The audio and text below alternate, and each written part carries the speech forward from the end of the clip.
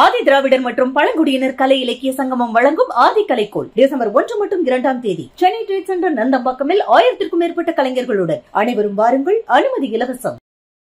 Sir, December வந்தாலே சென்னை மட்டுமல்ல, தமிழகம் முழுவதுமே ஒரு புயலுக்கான அறிகுறி, மழைக்கான அறிகுறி, பெருவெள்ளத்திற்கான அறிகுறி அப்படிங்கிறது ஒரு சம்பிரதாயமாகவே ஆயிடுச்சு, ஒரு பாரம்பரியமாகவே ஆயிடுச்சு. இந்த கால நிலைக்கும் ஜோதிடத்துக்கும் ஏதாவது தொடர்பு இருக்கா? நாங்களும் சொல்லி சொல்லி அழுத்து போயிட்டோம். இப்போ நாங்கள் அதை சொல்கிறதே இல்லை. ஆனால் நவம்பர் மாதமும் டிசம்பர் மாதமும் இது மழைக்கான மாதம் அப்படிங்கிறது எல்லாருக்குமே தெரியும். அப்போது ஒரு வருஷமாக நம்ம அதை யாருமே காது கொடுத்து கவனிக்கல. வருமுன் காப்பது அப்படிங்கிறது போய் வந்த பின் காப்பது அப்படிங்கிற மாதிரி ஆயிடுச்சு. கும்பத்தில் சனி இருக்கிறதும் கடகத்தில் செவ்வாய் நீச்சப்படுறதும் காலகட்டமாக இருக்கு. இந்த காலகட்டத்தில் சனியும் செவ்வாயும் பார்வை ஏற்படும் போதும் சரி, சேர்க்கை ஏற்படும் போதும் சரி, இயற்கை அழிவுகள் வர்றது உண்மைதான். குரோதி வருஷம் எப்பெல்லாம் பிறக்குதோ அந்த குரோதி வருஷத்துல அதிகமான மழையினாலையும் வறட்சியினாலையும் நிறைய சேதங்கள் வர்றதை நம்ம பார்த்துக்கோம். இதே குரோதி வருடத்துல நம்ம ஏற்கனவே வயநாடு நிலச்சரிவை பார்த்தோம். அப்போ கூட நீங்க சொல்லியிருந்தீங்க கும்பத்தில் சனி அப்படிங்கிற ஒரு விஷயம் சொல்லியிருந்தீங்க. அதுக்கும் இப்ப நடக்கக்கூடிய நிகழ்வுகளுக்கும் தொடர்புகள் உண்டா? நிச்சயமா தொடர்புகள் உண்டு சார். அப்போ இந்த வெதர் ரிப்போர்ட்ஸ் எல்லாம் இவ்வளோ டெக்னாலஜி வந்த பிறகு மிஸ் ஆகுது சார். ஆனா அந்த காலத்துல எல்லாம் சொன்னபடி வந்துட்டு போயிருக்கு இல்லையா? மழையா இருந்தாலும் சரி, புயலா இருந்தாலும் சரி, தக்க நேரத்துல குறிப்பிட்ட இடத்துல கரையை கடக்கும்னா கரையை கடந்திருக்கு இல்லையா? காலங்கள் மாறுகிறது, மனிதன் மாறுகிறார், இயற்கை மாறுவதில்லை. 24 மணி நேரத்துல இது நெல்லூரை கடக்கும், 24 மணி நேரத்துல பாண்டிச்சேரி கடக்கும் அப்படின்னு சொன்னாங்க. இப்ப அந்த புயல் உருவாகிறதே 2 நாள் ஆகுது. இதெல்லாம் இருக்கட்டும் சார், டிசம்பர் மாசம் நம்ம தப்புவோமா தப்ப மாட்டோமா? அழிவை தரக்கூடியது அப்படின்னு நம்ம பேனிக் ஆனோம்னு வச்சுங்களேன், வாழ்க்கையில வாழவே முடியாது. அன்பு வணக்கங்கள். இன்று நம்முடன் தெய்வீக ஜோதிடர் பாலகிருஷ்ணா ரெட்டி அவர்கள் நம்மோடு இணைந்துள்ளார். வணக்கம் சார். வணக்கம் சார். சார், டிசம்பர் வந்தாலே சென்னை மட்டுமல்ல, தமிழகம் முழுவதுமே ஒரு புயலுக்கான அறிகுறி, மழைக்கான அறிகுறி, பெருவெள்ளத்திற்கான அறிகுறி அப்படிங்கிறது ஒரு சம்பிரதாயமாகவே ஆயிடுச்சு, ஒரு பாரம்பரியமாகவே ஆயிடுச்சு. இந்த கால நிலைக்கும் ஜோதிடத்துக்கும் ஏதாவது தொடர்பு இருக்கா? நம்ம இந்த 2024 வருஷப்பிறப்புலையும் சரி, தமிழ் வருஷப்பிறப்பும் சரி, ஒவ்வொரு கிரக பயிற்சியிலுமே நம்ம சொல்லிட்டு தான் வரோம். இந்த ஆண்டு வருஷ கடைசியில் நீரினால், நெருப்பினால், எலக்ட்ரிசிட்டியினால் உங்களுக்கு பிரச்சனைகள் வரும் அப்படின்னு நம்ம நிறைய சொல்லியிருக்கோம். நம்ம கெலாட்டாலே நிறைய பண்ணியிருக்கோம். நீங்கள் வேணா கூட ரெஃபரன்ஸ் எடுத்து போடுங்க. அப்போது ஒரு வருஷமாக நம்ம அதை யாருமே காது கொடுத்து கவனிக்கல. வருமுன் காப்பது அப்படிங்கிறது போய் வந்த பின் காப்பது அப்படிங்கிற மாதிரி ஆயிடுச்சு. நவம்பர் மாதம்தான் நம்ம நினச்சிக்கிறோம், ஜோதிடர்கள் சொன்னாங்களா இல்லையா, அது ஒரு பட்டிமன்றமே வைக்கலாம். ஒரு சில பேர் சொல்லலை சார், நீங்கள் இப்போ தான் சொல்கிறீங்க, நாங்களும் சொல்லி சொல்லி அழுத்து போயிட்டோம். இப்போ நாங்கள் அதை சொல்கிறதே இல்லை. ஆனால் நவம்பர் மாதமும் டிசம்பர் மாதமும் இது மழைக்கான மாதம் அப்படிங்கிறது எல்லாருக்குமே தெரியும். இப்போ அதே மழை தான் பெய்யுது. நீங்கள் இதுக்கு முன்னாடி பருவ காலங்கள் பார்த்தீங்கன்னா அதே மழை தான் பெய்யுது, அதே அளவு தான் பெய்யுது. ஆனால் அந்த நேரம் காலம் டியூரேஷனுங்கிறது நிறைய எடுத்துக்குது. ஒரு வாரத்தில் பெய்ய வேண்டிய மழை ஒரே நாளில் பெய்யுது. இதுக்கெல்லாம் என்ன காரணங்கள் அப்படின்னு நம்ம ஆராய்ச்சி பண்ணும்போது ஜோதிட ரீதியான ஜோதிடம் தான் பேஸ்டு. பருவ காலங்கள் பேஸ்ட் ஆன் சேட்டன், சனியும் செவ்வாயும் எப்படிப்பட்ட காலங்களில் இருக்குமோ அந்த ஸ்திதியை வச்சு தான் மழை வருதா, வெயில் வருதா, தீயினால் பிரச்சனை வருமா, இல்லை அதீதமான உஷ்ணங்கள் இருக்குமா அப்படிங்கிறது நம்ம சொல்கிறோம். இன்றைக்கி இந்த நிகழ்ச்சி நம்ம பண்ணும்போது பார்த்திங்கன்னா கும்பத்தில் சனி இருக்கிறதும் கடகத்தில் செவ்வாய் நீச்சப்படுறதும் காலகட்டமாக இருக்குது. இந்த காலகட்டத்தில் சனியும் செவ்வாயும் பார்வை ஏற்படும் போதும் சரி, சேர்க்கை ஏற்படும் போதும் சரி, இயற்கை அழிவுகள் வர்றது உண்மைதான். ஆனால் இதற்கான முயற்சிகள் நம்ம ஏற்கனவே சொல்லிட்டோம். அதற்கு தகுந்த மாதிரி நம்ம கவனமாக இருந்திருந்தால் பெரிய பிரச்சனைகளை தவிர்க்கலாம். ஜோதிடமே என்ன, நாளைக்கு வரப்போகிறது இன்றைக்கி நம்ம சொல்கிறோம், அதுக்கு தகுந்த மாதிரி நம்மளுடைய வாழ்க்கையை நம்ம ஏற்படுத்திக்கிறோம். இப்போ இந்த புயல், பெங்கால் புயல் அப்படிங்கிற இந்த புயல் நிறைய பேருக்கு ஒரு பயமுறுத்துகிற மாதிரியும் ரொம்ப நிதானமாக வருது சார், ரொம்ப வேகமாக இல்லை, 24 மணி நேரத்தில் அது கரையை கடந்துரும் அப்படின்லாம் முன்னாடி சொல்லுவாங்க. இப்போ வந்து எத்தனை நாள் கடந்து போகும்னு யாருக்கும் தெரியல, எந்த கடற்கரையில் போகும்னு தெரியல அப்படின்னு ஒரு வேக தான் நம்ம பேசுகிறோம். ஆனால் மீன ராசியில் வந்து உங்களுக்கு ராகு இருக்கும்போது இப்படிப்பட்ட குழப்பங்கள் வரத்தான் செய்யும். ஏன்னா அந்த ராகு வந்து ஒரு ஸ்டெடி மைண்டையும் இதுதான் என்னுடைய இலக்கு இப்படிங்கிறத தெளிவாக சொல்ல விட மாட்டான். ஆகையினால்தான் நம்ம அந்த ஜனவரி பீரியடில் நம்ம சொன்னோம், இந்த காலகட்டங்களில் வருடத்தின் கடைசியில் வெள்ளத்தினால் பிரச்சனைகள் வரும், இயற்கை அழிவுகள் இருக்கும், கொஞ்சம் கவனமாக இருக்கணும். அதுக்கு தகுந்த மாதிரி இப்போ அரசாங்கம் அதற்கு ஏற்ற தடுப்பு நடவடிக்கைகள்லாம் நிறைய எடுத்துகிட்டு இருக்காங்க. நீங்களும் கேள்வி கேட்காம விட்டுற போயிருங்க, பேசுவோம். சார், இப்போது டிசம்பர் பெருவெள்ளம் அப்படிங்கிறது வந்து நம்மளே கொஞ்சம் டியூன் ஆகிட்டோம். சரி, டிசம்பர்னா இப்படித்தான்ப்பா இருக்கும் அப்படின்னு டிசம்பருக்கு நம்ம வந்து டியூன் ஆகிட்டோம். ஆனால் நவம்பர் இறுதியிலேயே நம்மளை வந்து கொஞ்சம் நிலைகுலைய செய்கிற மாதிரியான இந்த ஒரு புயல், அதுவும் வந்து ஒரு நிமிடத்துக்கு ஒருக்க தன்னுடைய போக்கையும் இயல்பையும் மாற்றிக்கிட்டே இருக்கு. அப்படிங்கிறப்ப இதை மக்கள் எப்படி எடுத்துக்கிறது? அக்டோபர், நவம்பர், டிசம்பர் நமக்கு பருவ காலம் தானுங்க. நீங்கள் நவம்பர் டிசம்பர்னு இப்போ நீங்கள் என்னை விட நீங்கள் வயசில் கொஞ்சம் கம்மியாக தான் இருப்பீங்கன்னு நினைக்கிறேன். நாங்கள்லாம் தீபாவளி கொண்டாடுறதுக்கு வேண்டாத சுவாமி இல்லை, மழையே வர வேண்டாம். ஏன்னா 30 நாள் மழை பெய்யும், ஒரு வாரம் மழை பெய்யும். நாங்கள்லாம் வந்து பட்டாசு வாங்கிறது அவ்வளோ கஷ்டப்படுவோம். மழையிலேயே நினச்சிக்கிட்டு போகணும், மழையில் போய் முட்டிக்கால் அளவில் நாங்கள் போய் அதை வாங்கிட்டு வரணும். சார், மழை அளவு எல்லாமே ஒன்று தான் சார். அதிகமான சென்டிமீட்டர் இருக்குங்களா? எனக்கு தெரிஞ்ச வரைக்கும் இல்லை. அதே அளவு தான் மழை இருக்குது. வேணா ஒரு 50 சென்டிமீட்டர் 100 சென்டிமீட்டர் அதிகமாக இருக்கலாம். ரெண்டாவது ஒரு விஷயம் நம்ம ஜோதிட ரீதியாக பார்க்கணும். குரோதி வருஷம் எப்பெல்லாம் பிறக்குதோ அந்த குரோதி வருஷத்தில் அதிகமான மழையினாலையும் வறட்சியினாலையும் நிறைய சேதங்கள் வர்றதை நம்ம பார்த்துருக்கோம். நம்ம போன நிகழ்ச்சியில் கூட நம்ம சொல்லியிருக்கோம் எந்தெந்த வருஷம் எப்படிப்பட்ட பாதிப்புகள் வந்திருக்கு அப்படின்னு. ஆந்திராவில் குரோதி வருஷம் மார்ச் மாதம், அதாவது ஒவ்வொரு தமிழ் வருஷமும் தெலுங்கு வருஷம் பிறப்பும் ஏப்ரல் மாதத்தில் தான் பிறக்கும் இல்லைங்களா? அந்த மாதிரி இந்த குரோதி வருஷம் எப்பெல்லாம் பிறக்குதோ அப்பெல்லாம் இந்த கடைசி நாளில் கூட இயற்கை அழிவுகளை கொடுத்துட்டு போயிருக்கு. குரோதியினுடைய இயல்பு என்னன்னு கேட்டிங்கன்னா, அந்த ஆண்டு ஏற்படக்கூடிய வறட்சி ஒரு பக்கம், கிரகஸ்திதிகளில் சனியும் செவ்வாயும் ராகு கேது மற்ற கிரகங்களுடைய ஸ்திதியை வச்சு இயற்கை அழிவுகளை கொடுத்துருக்கான். அந்த ஹிஸ்ட்ரிலாம் பார்க்கும்போது குரோதி வருஷம் எப்பவுமே நமக்கு பாடம் தரும் வருஷமாக தான் இருக்குமே ஒழிய அதில் இருந்து நம்ம படிப்பினையை கொண்டு வரல. இதே குரோதி வருடத்தில் நம்ம ஏற்கனவே வயநாடு நிலச்சரிவை வந்து பார்த்தோம். அப்போ கூட நீங்கள் சொல்லியிருந்தீங்க கும்பத்தில் சனி அப்படிங்கிற ஒரு விஷயம் சொல்லியிருந்தீங்க. அதுக்கும் இப்போ நடக்கக்கூடிய நிகழ்வுகளுக்கும் தொடர்புகள் உண்டா? என்ன மாதிரி? நிச்சயமாக தொடர்புகள் உண்டு சார். எப்போவுமே ஆட்சி பெற்ற சனி இருக்கும் பொழுது, நான் கூட நிறைய சொல்லியிருக்கேன், இந்த சனீஸ்வரர் ரிஷபத்தை மாறுற வரைக்கும், இப்போ அடுத்த வருஷம் 29/3/2025 வந்து மீனத்துக்கு கிரகங்கள் மாற போகிறாங்க.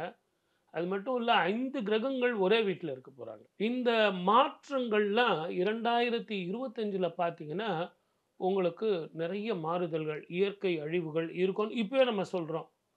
ஆனால் இப்போ யாராவது அதை கவனிக்கிறோமா? இல்லை. அதே மாதிரி தான் இன்னொரு யாருமே சொல்லாத ஒரு விஷயம் சொல்கிறேன். ரிஷபத்துக்கு வந்து சனீஸ்வரர் மாறணும், ரிஷபத்தில் இருந்து மீனத்துக்கு போகணும். அப்போனா இன்னும் 7 வருஷம்.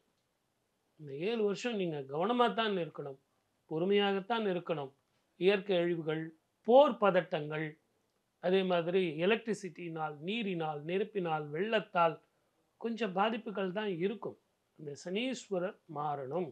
இது அனுபவ காலம், அனுபவத்தை கொடுப்பான். மக்கள் எல்லாம் தம்மை தாமே தயார்படுத்தி கொள்ள வேண்டிய ஒரு அனுபவ காலம். இன்னைக்கு எல்லாமே ரொம்ப இன்ஸ்டண்ட்டாக நமக்கு தெரிஞ்சாகணும் அப்படிங்கிற ஒரு வேக ஓட்டத்தில் நம்ம வாழ்க்கையே மாற்றி வச்சுருக்கோம். அப்படிங்கிறப்ப இதெல்லாம் இருக்கட்டும் சார், டிசம்பர் மாதம் நம்ம தப்புவோமா தப்ப மாட்டோமா? இதுதான் கேள்வி, மக்களுடைய கேள்வி இதுதான். உங்களுடைய பதில் சார். சார் இயற்கை வந்து ஒன்றே ஒன்று சொல்லிடுறேன் சார், அழிவை தரக்கூடியது அப்படின்னு நம்ம பேனிக் ஆனோன்னு வச்சுங்களேன், வாழ்க்கையில் வாழவே முடியாது. நம்ம உலகத்தை சுற்றியே கடல் சூழ்ந்த உலகம்தான். அந்த கடல் சூழ்ந்த உலகத்தில் தான் நம்ம வாழ்ந்துட்டு இருக்கோம். எப்பவுமே தண்ணி நமக்கு ரெடியாக இருக்குது, எந்த காலத்துலேயும் இருக்குது. ஆனால் அது இருக்க வேண்டிய அளவில் இருக்கணும். நீரோட அளவு, நெருப்போட அளவு, வெப்பத்தோட அளவு, அந்த கிரகத்தினுடைய மாறுதல்கள் தகுந்த மாதிரி இந்த சூழ்நிலைகள் மாறுது. அதற்கு தகுந்த மாதிரி நம்ம வாழ கற்றுக்குறோம். இப்போது நீங்கள் கனடாவில் போனீங்கன்னா நிறைய பனி, நிறைய குளிர். அப்போ அங்கே ஜனங்க வாழலையா? அதே மாதிரி நீங்கள் சவுதி சைடில் வந்தீங்கன்னா உங்களுக்கு வெப்பம் ஜாஸ்தியாக இருக்குது. நம்ம இந்தியாவை எடுத்த வரைக்கும், தமிழ்நாடு எடுத்த வரைக்கும் இதே மழை காலத்தில் இதே மழை எனக்கு தெரிஞ்சு நம்ம சைதாப்பேட்டை ஆறு இருக்குது இல்லைங்களா, அந்த மேலே பிரிட்ஜுக்கு மேலே தண்ணி போயிருக்கு. எம்ஜிஆர் வந்து அந்த பக்கம் வீடு, இந்த பக்கம் சென்னை வந்து துண்டிக்கப்பட்டதுன்னே சொல்லியிருக்காங்க. சென்னைக்கு அப்போ வழியே கிடையாது, அப்போ வந்து கேகே நகர் ரூட் கிடையாது. அப்போது சென்னை துண்டிக்கப்பட்டது அப்படின்னு பேப்பர்லலாம் வந்தது. அந்த அளவுக்கு வெள்ளம்.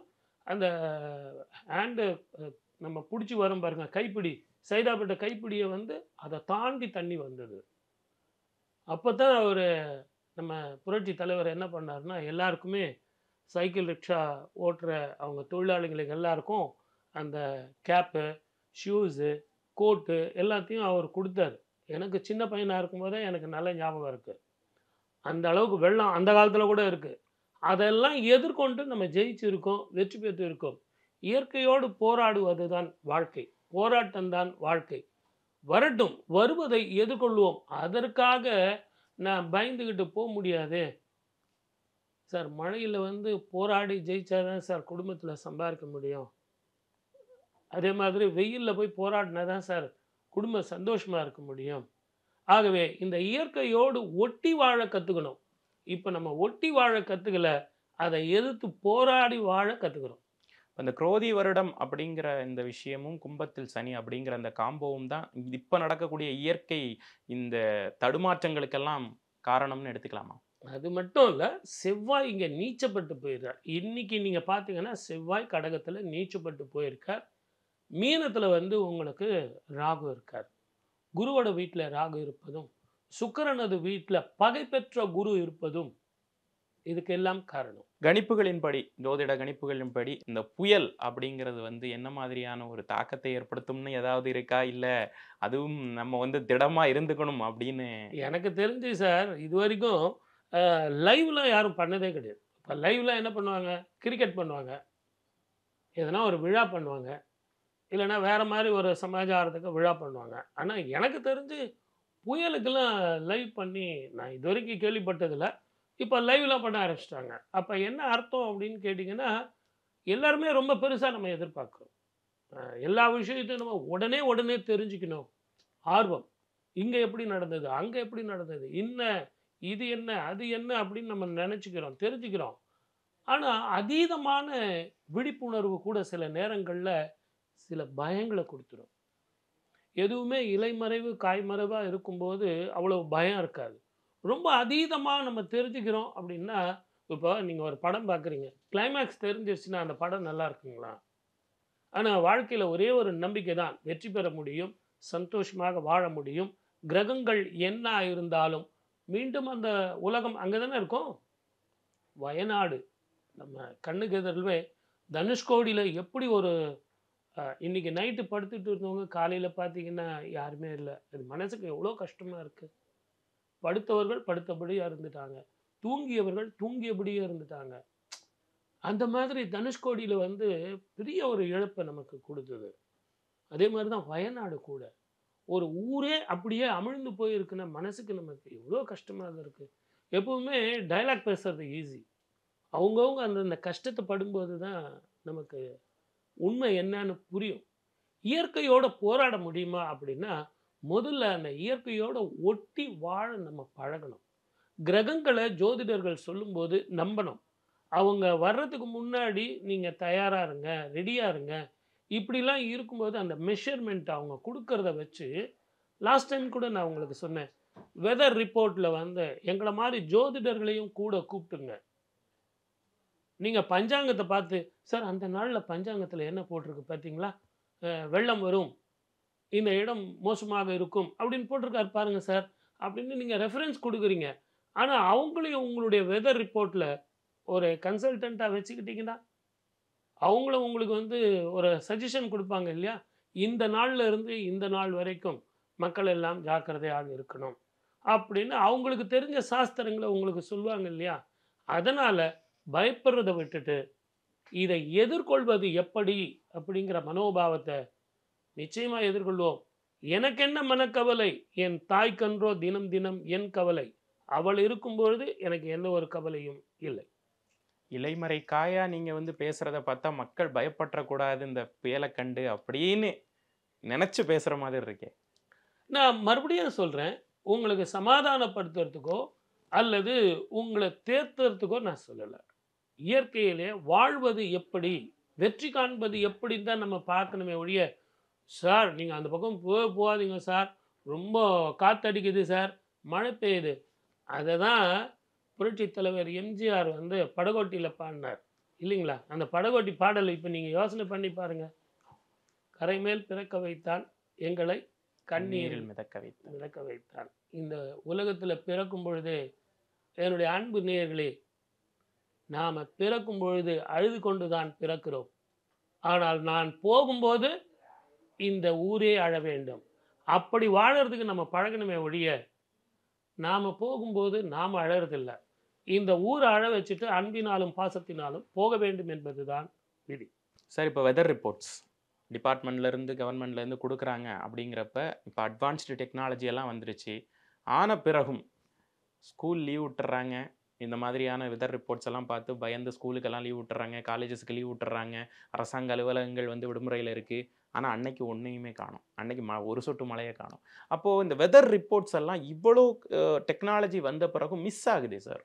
ஆனால் அந்த காலத்துலலாம் சொன்னபடி வந்துட்டு போயிருக்கு இல்லையா. மழையாக இருந்தாலும் சரி, புயலாக இருந்தாலும் சரி, தக்க நேரத்தில் குறிப்பிட்ட இடத்துல கரையை கடக்கும்னா கரையை கடந்திருக்கு இல்லையா. ஆனால் இன்றைக்கி பாருங்கள், இந்த பெங்கால் புயல் என்ன மாதிரி ஒரு எல்லாரையும் சுழட்டி நம்மளை ஒரு மாதிரி பதற வைக்குது இல்லையா. அதனால் கேட்குறேன், ஏன் அந்த கணிப்பு மிஸ் ஆகுது? காலங்கள் மாறுகிறது, மனிதன் மாறுகிறான், இயற்கை மாறுவதில்லை. அன்னைக்கு இருந்த மாதிரி தான் இருக்கான். அன்னைக்கு சித்தர்களும் யோகிகளும் ஞானிகளும் தன்னுடைய ஞான திருஷ்டியில் இப்படிப்பட்ட கிரகங்கள் இந்த நிலையில் இருக்குன்னு சொன்னது கரெக்டாக இருக்குது. ஆனால் உங்களுக்கு எக்யூப்மெண்ட் இருக்குது, லேட்டஸ்ட்டு டெக்னாலஜி இருக்குது, அப்படி இருந்தும் தவறுறதுன்னு நீங்கள் கேட்குறது வந்து மனித இயல்பு தானே. எந்த இடத்துல வேணாலும் யார் வேணாலும் தவறு செய்யலாம். இன்னும் கொஞ்சம் ஊனி பார்த்தீங்கன்னா இதனுடைய கணிப்பு சரியாக இருக்கலாம்.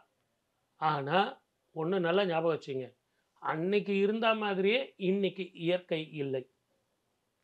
அதுதான் என்னுடைய பேட்டியில் நான் முதல்ல சொன்னேன்.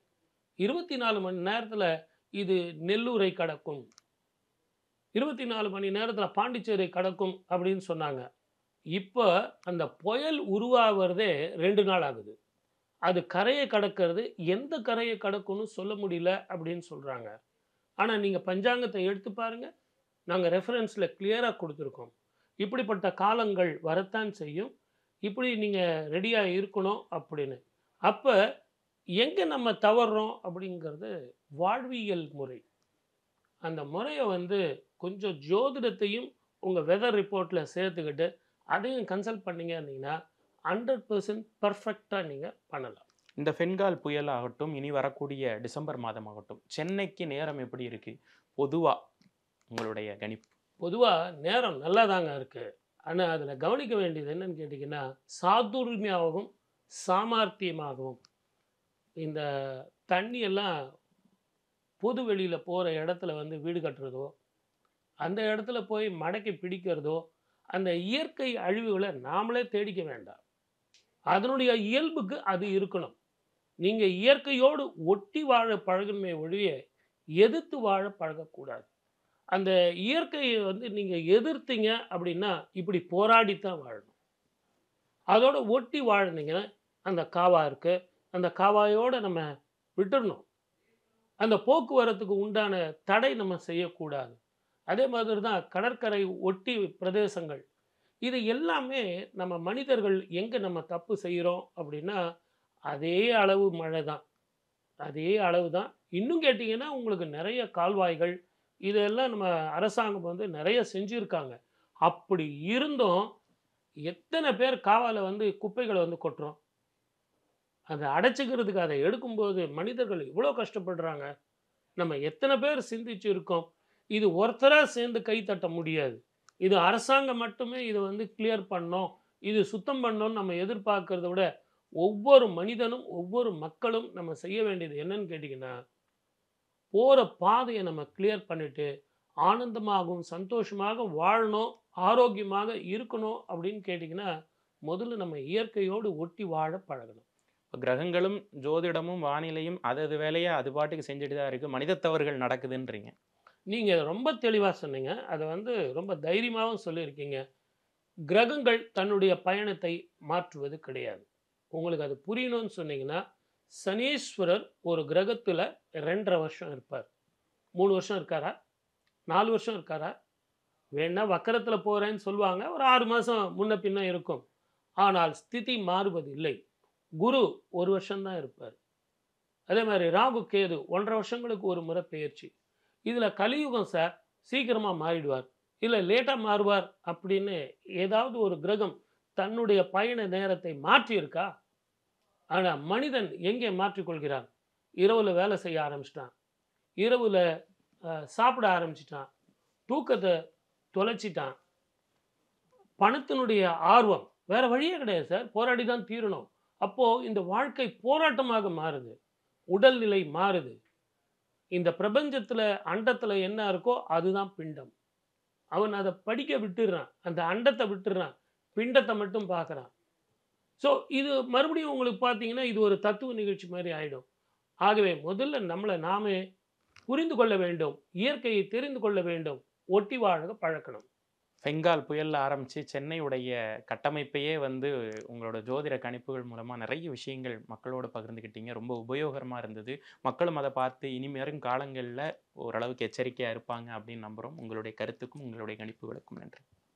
வணக்கம். ஆதி திராவிடர் மற்றும் பழங்குடியினர் கலை இலக்கிய சங்கமம் வழங்கும் ஆதி கலைக்கோள் டிசம்பர் 1 மற்றும் 2ஆம் தேதி சென்னை ட்ரேட் சென்டர் நந்தம்பாக்கமில் 1000க்கும் மேற்பட்ட கலைஞர்களுடன் அனைவரும் வாருங்கள். அனுமதி இலவசம்.